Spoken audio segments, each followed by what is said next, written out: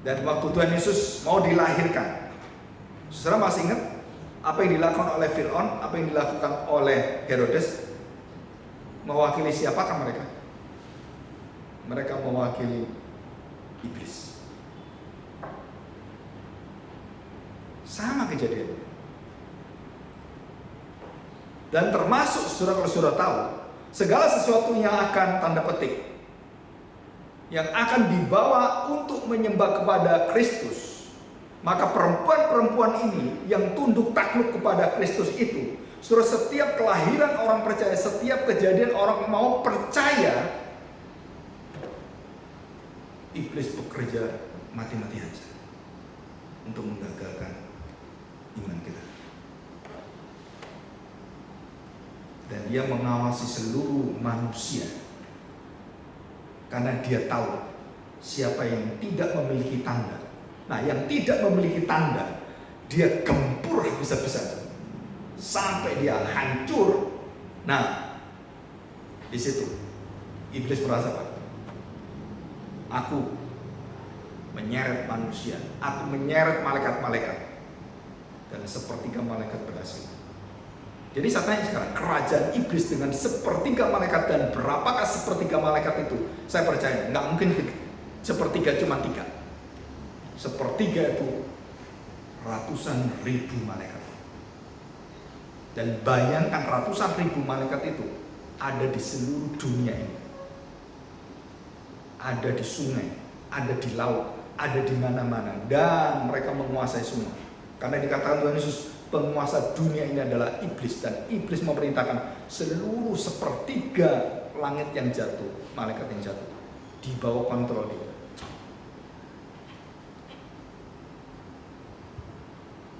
Bagaimana Ayub bisa anaknya mati?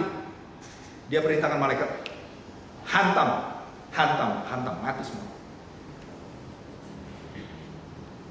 Dan itu kerajaan kegelapan. Masalahnya adalah, dari mana mereka bisa membunuh 10 anaknya Ayub? Saudara, ini misteri yang luar biasa, yang kita nggak masuk dalam pikiran normal manusia. Siapa yang mengizinkan? Tuhan. Kejamkah Tuhan sehingga anak Ayub dibunuh atas izin Tuhan?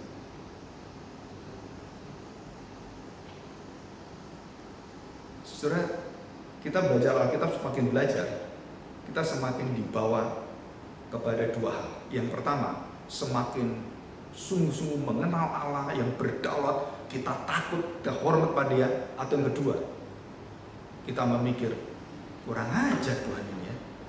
Ini mainkan manusia ini. Tuhan kayak apa Tuhan kayak gini? Kita dibuat mainan oleh Tuhan. Oh, dibuat nggak punya keturunan, dibuat mandul. Kemudian untuk apa? Nah, Tuhan katakan, aku akan berikan kamu anak. Ya cuma main-main dong. Semau-maunya dia aja. Nah, saudara tahu teolog-teolog yang akan jadi ateis liberal, itu orang-orang sudah masuk di dalam pengenalan Allah begitu dalam, dia jatuh terjerumus seperti iblis. Dan itu terjadi dengan Adam dan Hawa. Kamu nggak akan mati. Tuhan takut dengan kamu kalau kamu jadi Tuhan. Itu poinnya. Akhirnya waktu kita katakan, oh berarti Tuhan itu nggak benar. Memang kamu siapa? Mau jadi apa kamu? Jadi Tuhan. Betul nggak? Dan waktu kamu berpikir seperti itu, iblis katakan, berhasil. Caraku berhasil terus. Adam jatuh, Daud jatuh, ini jatuh, semua jatuh. Dengan apa? Dengan fatsun. Nah, fatsun politik ini kan ada di istilah baru. Jiwa daripada pencobaan itu, saudara, jatuh semua. Siapa yang nggak jatuh? Hanya Tuhan Yesus. Jadi setelah perempuan ini waktu mau dihadirkan oleh Tuhan dalam setiap peristiwa, saudara, dunia sekelilingnya iblis tahu bagaimana Yusuf ini akan menjadi orang yang akan dihormati oleh 12 suku Israel kan 12, dan Yusuf ini akan menjadi pemimpin dari semua saudaranya, dan bulan dan bintang dikatakan. Perempuan itu bulan dan bintang. Siapa bulan dan bintang? Papanya dan mamanya. tunduk pada dia, pada Yusuf, pada perempuan itu. Jadi Yusuf itu lambang perempuan itu. Itu mimpi Yusuf. Dalam kitab Kejadian pasal 37 ayat 9.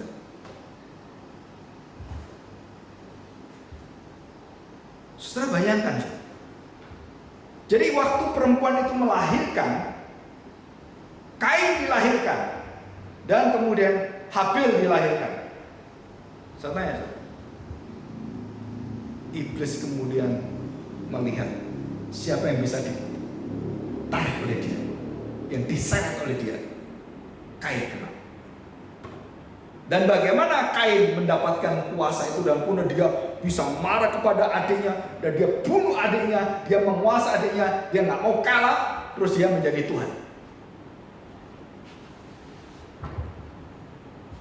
Dan itu berulang, Yakub dan Esau. Berulang lagi Ishak dan Ismail.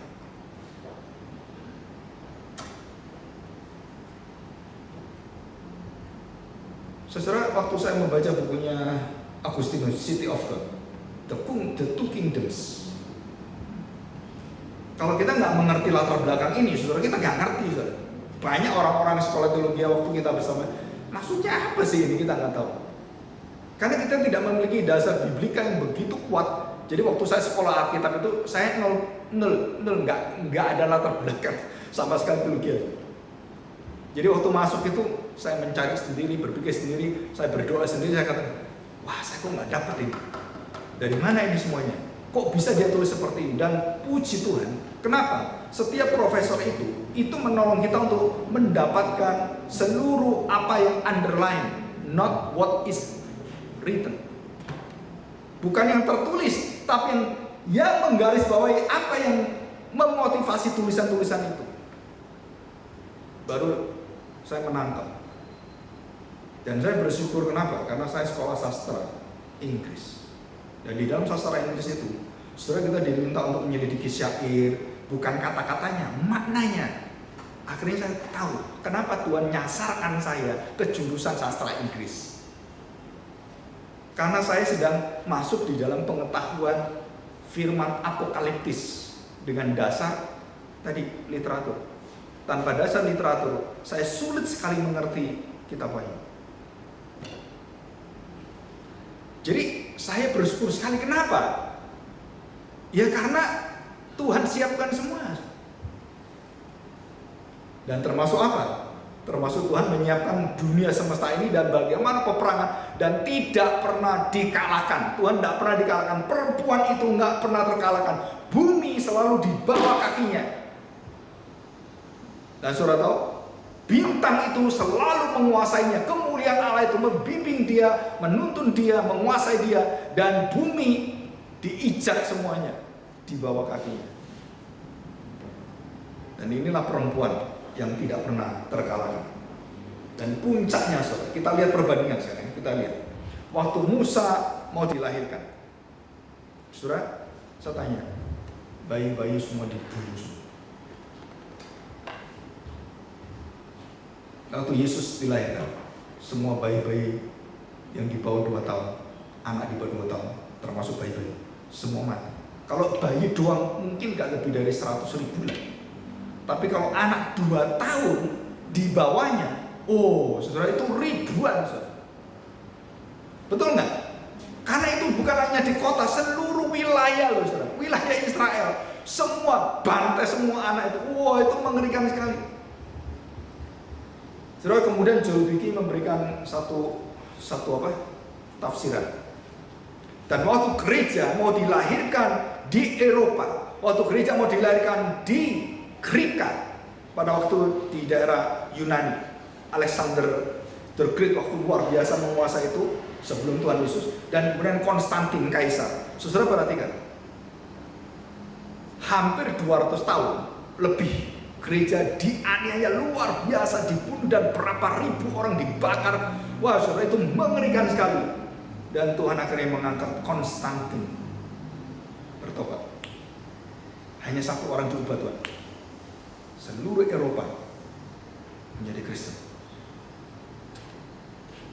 Hebat ya? Tuhan tidak membutuhkan kekuatan seberapa, diubahkan kaisarnya yang menentang Tuhan.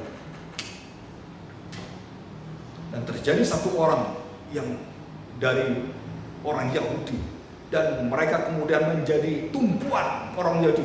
Bunuh semua orang Kristen itu. Oke, kamu Saulus, kamu beri hak, kamu diberi kekuatan dan beri wewenang, kejar itu semua, bunuh mereka semua. Wah, Saulus bangga. Kenapa? Bunuh gereja, bunuh orang Kristen, dan dia sebagai alat iblis. Dia bunuh Stefanus, dia bunuh semua. Wah, saudara, berapa ratus orang dia bunuh, dan dia ketemu Tuhan Yesus. Dan sejarah gereja, saudara perhatikan, sejarah gereja bergerak luar biasa karena Saulus menjadi Paulus. Dan Tuhan tidak memakai Petrus, tidak memakai rasul yang lain. Tuhan memakai rasul Paulus untuk mengubahkan dunia. Hanya satu orang. Saudara, tekniknya Tuhan, cara Tuhan ditiru oleh iblis. Iblis cari orang sana yang bisa mengubahkan dunia semakin jahat. Siapa? Dia pilih Hitler, dia pilih Stalin, dia pilih Gaddafi, dia pilih Saddam Hussein.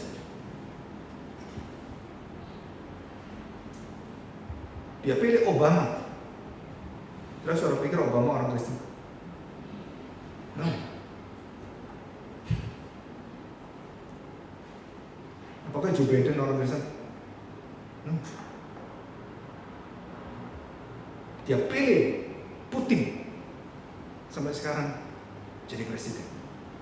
Dia pilih Xi Jinping.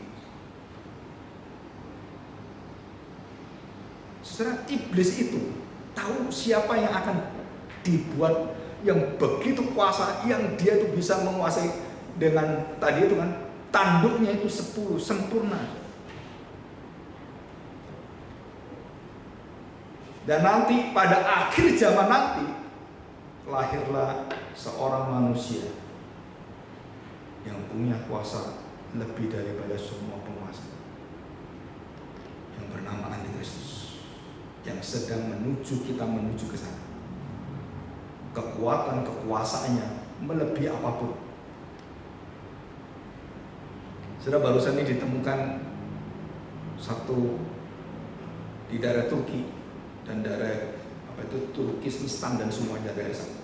Setelah semua cair, sudah ditemukan tulang belulang raksasa di daerah pegunungan itu. Akhirnya ditemukan orang, kepala manusia itu gedenya. Jadi kalau badannya diukur 30 meter, dan sudah ditemukan beberapa tengkorak manusia yang besarnya puluhan meter. Dan juga ditemukan binatang-binatang yang besarnya juga puluhan meter. Dan kita semua diberitahu secara saintis semuanya itu adalah dihentikan Tuhan pada saat Nuh. Seluruh raksasa itu semua dibinasakan, kecuali ada beberapa keturunan yang sisa sampai kepada Goliat dan keturunan daripada Goliat itu, yang disebut sebagai Nephilim. Saudara, itu sudah satu kenyataan nggak bisa kita lihat. Dan siapakah Nephilim ini? Orang-orang besar-besar itu semua dipegang, termasuk Nimrod yang menguasai Raja Babel. Dia punya tubuh besar sekali, saudara, dan dia punya kuasa. Tidak mungkin orang bisa kalahkan dia. Dan itu nanti muncul di akhir zaman. Jadi iblis membentuk kerajaannya akan sempurna.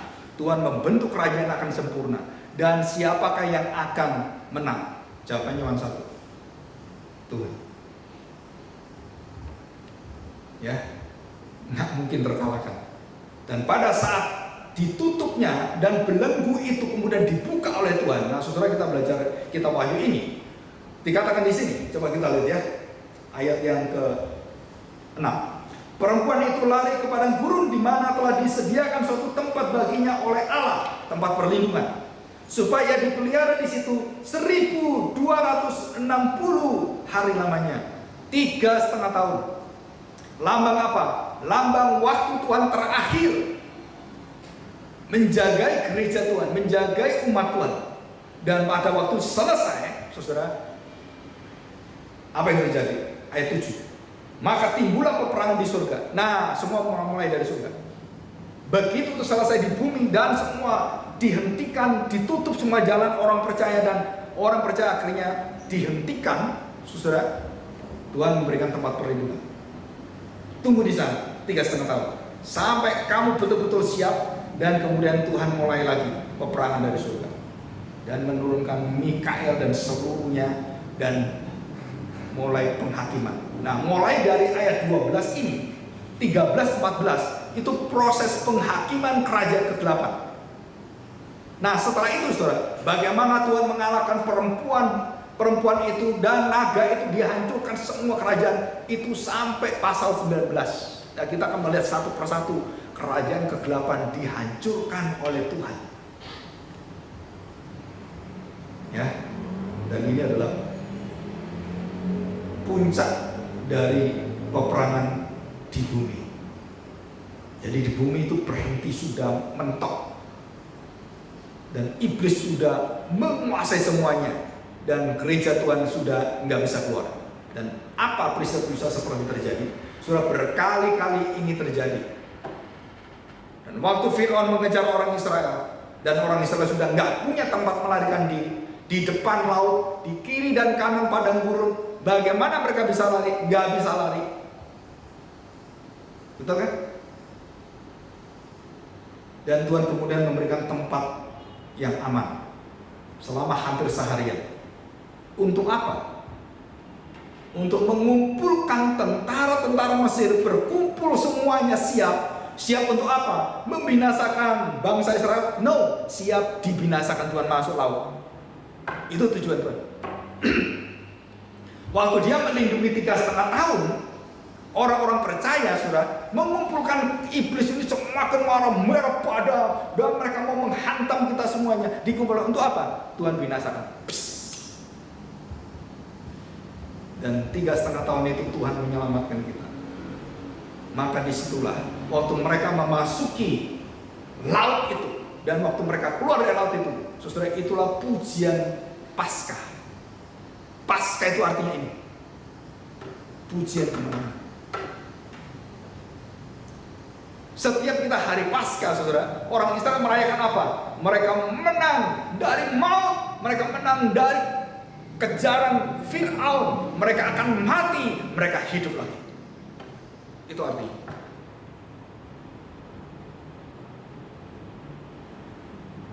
Jadi saudara, kenapa Tuhan memberikan waktu pada orang percaya? Tuhan, kenapa Tuhan? Kenapa Tuhan biarkan ini Tuhan? Wah, mereka berdoa, bangsa Israel di dalam masa-masa penjajah, masa-masa perbudakan, mereka menangis 3,5 tahun. Bukan waktu literal, tapi waktu Tuhan berikan kekuatan ketahanan.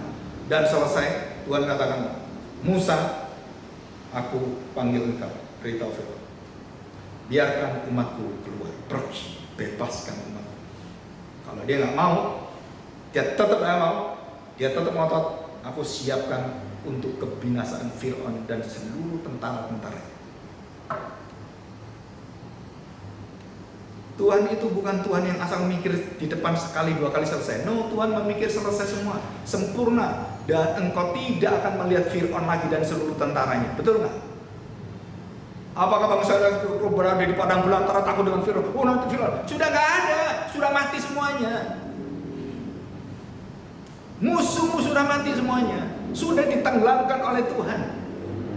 Dan harusnya waktu di padang belantara, bangsa Israel itu, wah, bersyukur pada Tuhan, Paskah, kemenangan, gitu kan? Terus tanya, apa problemnya setelah Paskah? Sebelum masuk tanah perjanjian, problem yang terbesar gereja Tuhan, dan Tuhan kasih waktu itu. Saudara, mereka menuntut Tuhan supaya menyediakan seluruh makanan, minuman, dan semua seperti di Mesir. Memori di dalam dosa itu itu muncul kembali. Kalau di padang belantara kayak gini, lebih baik ke Mesir dong. Kamu tidak tahu nggak ke Mesir? Itu semua tentara Firaun mati, aku binasakan semua. Kamu mau kembali ke mereka? Masa bodoh, ini susah saya.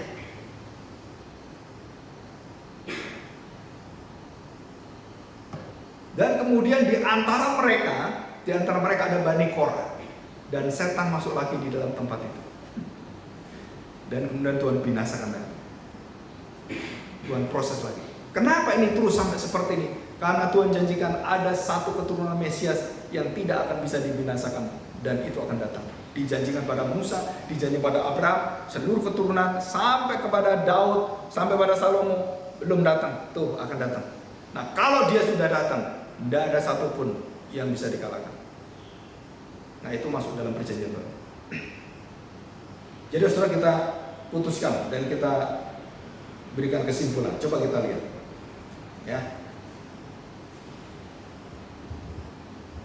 Nah, saudara, jadi waktu kita melihat bahwa sebenarnya ada peperangan yang terjadi di bumi ini dan sudah selesai dan sudah mentok, dan ada waktu 3,5 tahun Tuhan mempersiapkan satu peperangan yang ada di surga untuk apa? Membereskan seluruh kerajaan daripada iblis itu. Dan apa yang dipakai oleh Allah yaitu Kristus Tuhan kita. Jadi nanti siapakah yang mengalahkan iblis dan seluruh konco-konconya? Saudara, gereja Tuhan. Jadi kita nanti akan berperang dengan seluruh kerajaan kegelapan itu. Dan kita diberi kuasa untuk menghancurkan mereka. Saudara tahu tentang Saddam Hussein? Orang yang punya kekuatan kuasa yang bisa nantang Amerika dengan luar biasa. Dan waktu dia jatuh dalam dosa, jatuh di dalam keserakan, dan kemudian apa yang terjadi? Dia jumput masuk ke bunker. Ketakutan luar biasa. Tidak berani keluar berbulan-bulan, bertahun-tahun. Dan ada di bunker itu, dari satu bunker ke bunkernya, supaya nggak ketemu, dan dia memalsukan diri.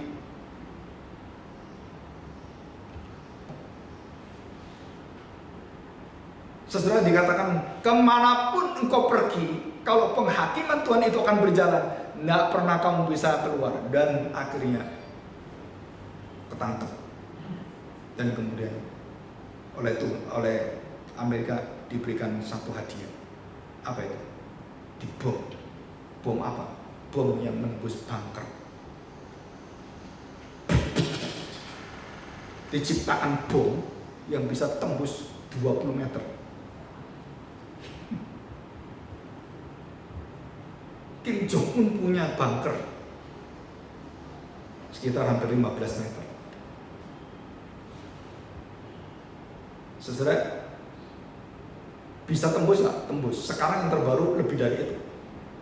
Jadi ada peluru kendali yang bisa tembus, masuk lagi, masuk lagi, sampai puluhan meter tembus ke bawah. Dan itu akhirnya dicoba di dalam perang Ukraina, di perang Gaza. Suatu Gaza ada bunker-bunker semua, hancur semua. Dengan apa? Bom yang anti bunker.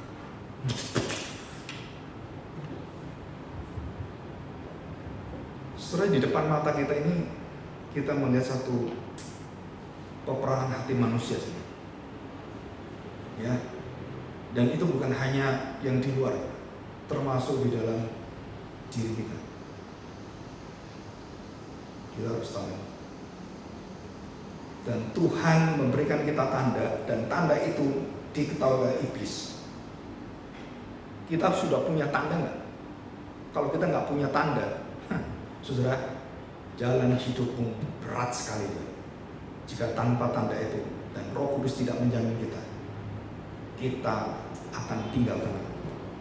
Ya, inilah satu jaminan dari Tuhan. Jika engkau melihat dan terus memegang imanmu dan memandang kepada Kristus, engkau tidak pernah dikecewakan oleh Tuhan, dan Tuhan tidak akan mengecewakan kamu. Dan inilah jaminannya. Dikatakan 360 hari, 1365 hari.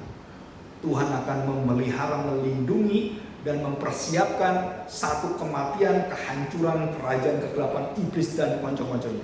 Dan siapa yang memberitahu pada kita? Tuhan Yesus mengatakan, hari ini engkau lihat. Jangan engkau bangga, engkau bisa mengusir setan. Jangan engkau bangga, engkau bisa melakukan mujizat-mujizat. Dan Tuhan katakan, iblis sudah jatuh dari langit. Kenapa dia jatuh? Anak manusia menjadi manusia. Dan hari ini, zaman ini, di dalam daging ini juga iblis akan hancur. Jadi kapankah berita diterima oleh iblis? Kamu akan dihancurkan kepalamu dan keturunan itu akan menghancur kamu dengan tumitnya. Kapan itu diterima? Waktu Yesus mati di kayu salib. Jadi artinya saudara diberi jaminan, artinya sudah tidak ada kuasa apapun yang bisa mengalahkan kasih Tuhan yang memiliki engkau, yang memelihara engkau. Jadi sekarang ini nggak perlu takut dengan setan lagi. Takut mati, takut ini, takut ini, nggak ada. Itu sudah dikalahkan, selesai. Jadi kita berjalan dengan hati yang bersyukur penuh sukacita. Tahu lagunya? Ke Sion, ke Sion. Nah itu, kita ini sedang menuju ke Sion, bukan mencari Sion. Kita sudah dimenangkan, kita menuju kerajaan kemenangan. Dan seluruh kuasa yang dikatakan, segala kuasa yang di langit, yang di surga, di bumi, dan di bawah bumi, segala kuasa apapun sudah diserahkan Bapa kepadaku. Aku berikan kuasa itu, pergi beritakan Injil. Nah, asal kamu beritakan Injil, berita kebenaran, sukacita surgawi, tidak ada satu iblis yang bisa mengalahkan kamu. Syaratnya cuma satu, kamu memiliki kebenaran Injil, memiliki Kristus. Ya. Mari kita berdoa, kita bersyukur pada Tuhan. Bapa surgawi, kami bersyukur di hadapan-Mu hari ini. Kami melihat satu pusat pertemuan, peperangan bumi dan peperangan dengan surga. Pada saat bumi sudah tidak menahan lagi kuasa kemarahan dan kuasa dari kegelapan kerajaan gelap yang dipimpin oleh setan, Lucifer atau iblis. Tuhan, Kau tahu kami memiliki daya kuasa, gereja-Mu, anak-anak-Mu tidak mungkin bisa melawan malaikat yang Kau ciptakan dengan keanggunan, kuasa yang melebihi manusia. Tetapi hari ini Engkau memberikan kami jaminan bahwa di dalam anak-Mu, di dalam darah, nyawa, kuasa, perjanjian yang sudah diberikan, sudah dijaminkan bagi kami, maka tidak ada satu roh pun yang paling gelap sekalipun, bahkan iblis sekalipun, diberi wewenang oleh Tuhan untuk menjatuhkan kami. Dan Tuhan akan mengangkat kami, karena kami memiliki satu roh yang melebihi dari roh apapun. Roh Kudus, roh penjamin, roh sukacita, roh kemenangan, roh Allah sendiri yang ada dalam hati kami, berdiam menetap selama-lamanya. Bahkan kematian kami pun tidak bisa menghalangi kasih Tuhan. Karena tubuh kami yang akan jadi debu dan tanah akan dibangkitkan oleh roh itu sendiri. Terima kasih Bapa untuk kemenangan sukacita yang indah ini. Kami bersyukur karena Engkau tidak pernah tinggalkan kami. Dalam nama Tuhan Yesus kami serahkan doa kami. Amin.